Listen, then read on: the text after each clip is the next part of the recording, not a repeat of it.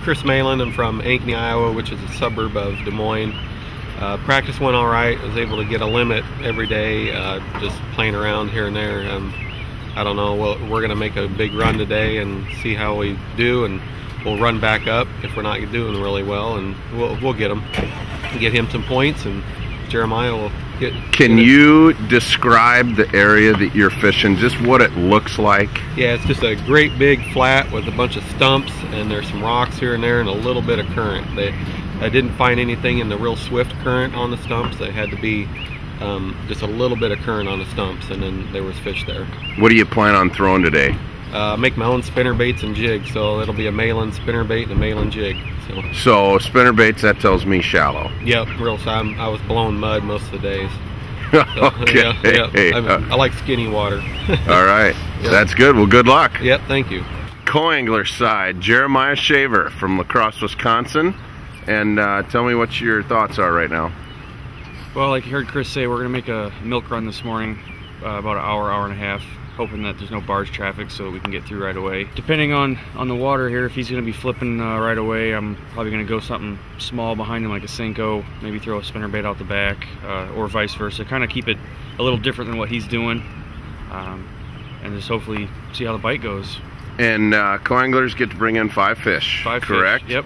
I'm excited. It's the first big tournament of the year. You know, I'll be doing all 5 of them, so hopefully just get a few fish in the box and get some points to go towards the regional. Awesome. That's our co-angler perspective for the BFL this morning. I'm with Brian Christensen out of La Crosse, Wisconsin. And why don't you give me the scoop as far as what boat number you got? Well, it started this whole process started off kind of slow.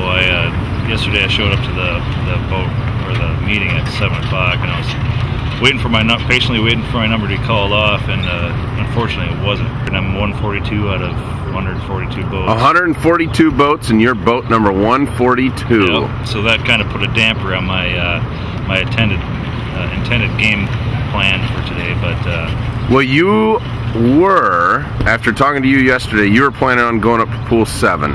Correct. Is that still the case? That is the case. I don't think I'll obviously won't make the first lock, but I'll probably still hit pool 7 until my game plan is till probably 10, 11 o'clock, and then come back down and try from smallies down middle pool 8 and bottom of pool 8. What's your area look like up on 7 that you're fishing? The area is pretty much it's a dead water slough. It's a slack water slough that warms up quicker than most of the main lake. So I think there's largemouth that are sitting in there because it's quite significantly warmer than most other places. So there's a lot of fish in there to go around. A lot of these guys, there'll be other boats in there, and that was my main worry from the get-go. That's why I was worried about getting boat 142, because I know it'll be slim pickings by the time I get in there. But the thing that I'm focusing on is something different than most of these other guys are actually focusing on. They're going down the bank with spinner baits, swim jigs, rail traps, whatever it is, trying to get them to react. Well, I've narrowed it down where I've figured out where they're sitting, the bigger ones, and I'm hoping that no one else is on that pattern. So are you doing some kind of flipping thing? Yep. Or? Yep, I'm trying to stay off the bank. I think the bigger ones are sitting deep, the big females anyways, and a lot of the males, the bucks are up shallow, so I'm hoping that they'll be picking off the bucks, and I'll be able to get in there behind them and get some 3-4 pounders behind them. So that's my game plan. Awesome.